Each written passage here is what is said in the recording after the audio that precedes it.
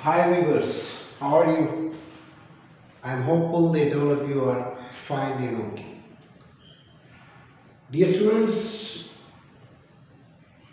life is a continuous process of teaching and learning in which we learn newer and newer ideas, concepts and experiences to aid it with the previous one and to bring changes in our lives, in our society, in our environment. So, teaching is a systematic process of bringing desired changes in the behavior of the learner. But the most complex word in the entire universe is teaching, because it is the process of complete change in all the domains of the learner.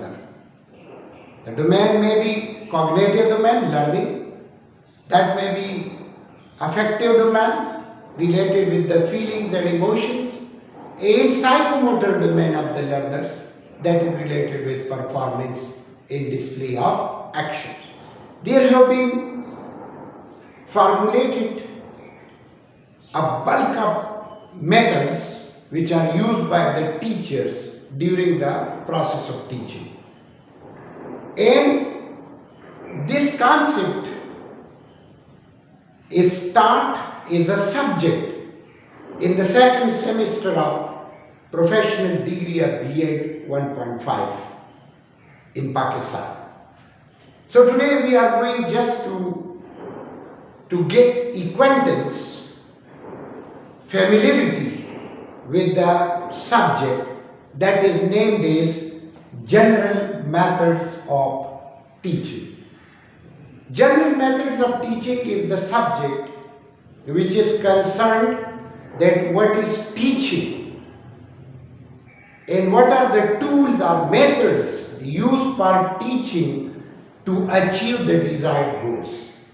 But teaching in itself is a very vast and very comprehensive word. It cannot be explained in a single day or in a single month, not even in a single year. So let's see that what is teaching in the perspectives of different education is.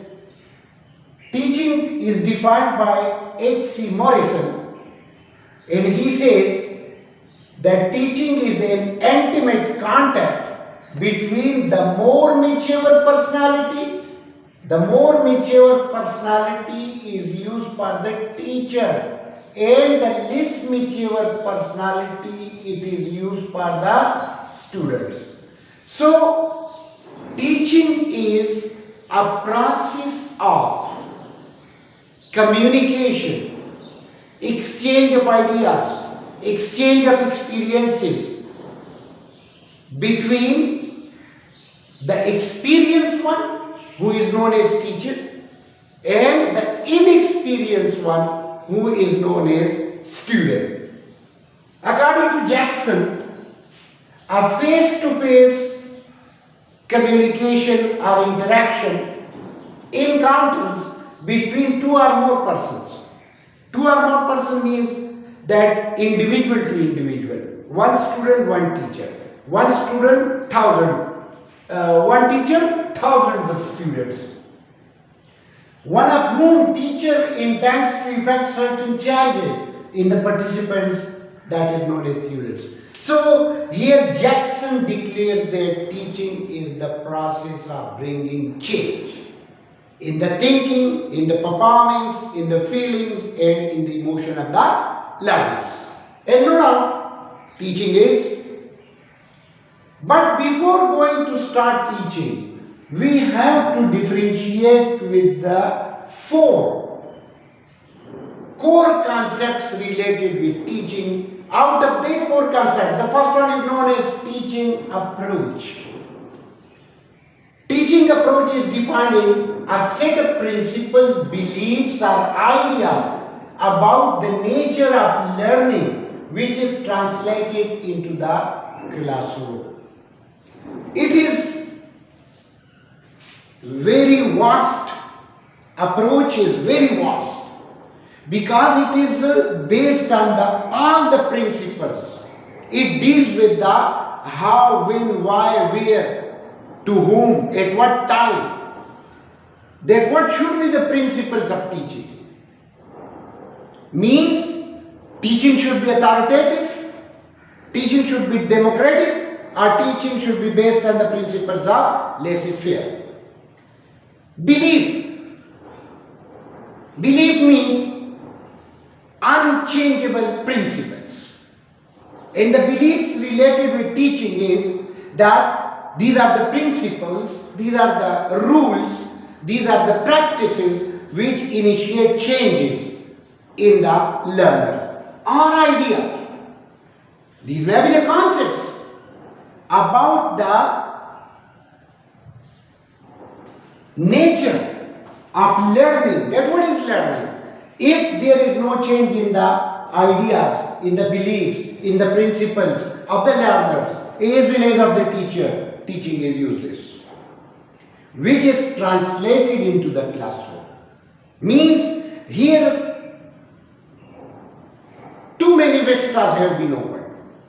Teaching may be formal, it may be informal, it may be distance, it may be mismatched, whatsoever it is. But the core aim of all the process of teaching should be to bring changes in the principles. They should be based on the principle, it should be based on the beliefs, and it should be based on the ideas. Then this teaching approach becomes narrow and it changes into a teaching method. Approach into method.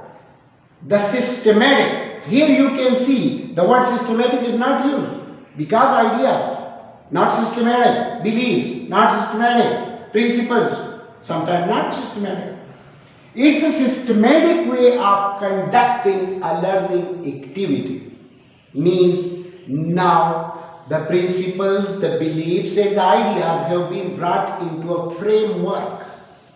And inside that framework of teaching, systematic way is used for the learning activity. It is based on orderly. Orderly means that it will be systematic, it will be comprehensive, and it will be based on the principles of simple to complex. It should be logical arrangement of steps. It is procedural. So you can say the teaching method is the packet of procedure used by the teacher during the process of teaching to bring changes in the principal beliefs and ideas of the learner. After that, you can see that it becomes more narrow and it becomes teaching techniques. Teaching techniques are the steps. Every method is always based on techniques because method is consistent of various steps. So techniques are the steps that we follow when we teach. Means these are the tools which we apply during the process of teaching learning.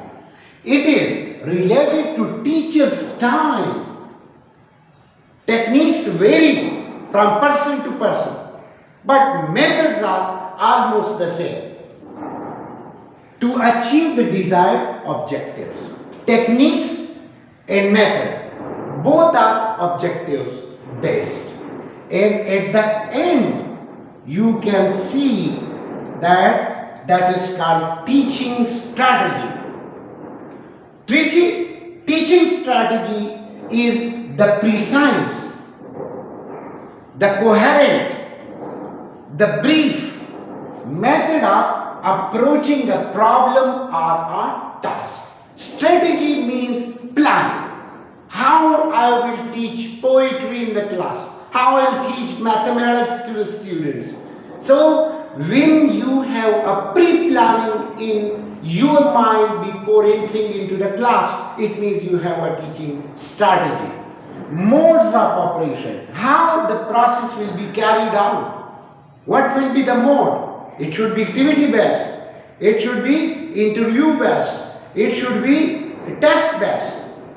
for achieving a particular end or a plan designed of controlling. So teaching strategy is a brief method of approaching. It's based on the style. It is related with the steps applied by the teacher for the attainment of desired goals and objectives. Dear students, please learn it, because after this we will go towards the different methods utilized by the teachers for teaching in the classrooms as well as in the schools and colleges and universities.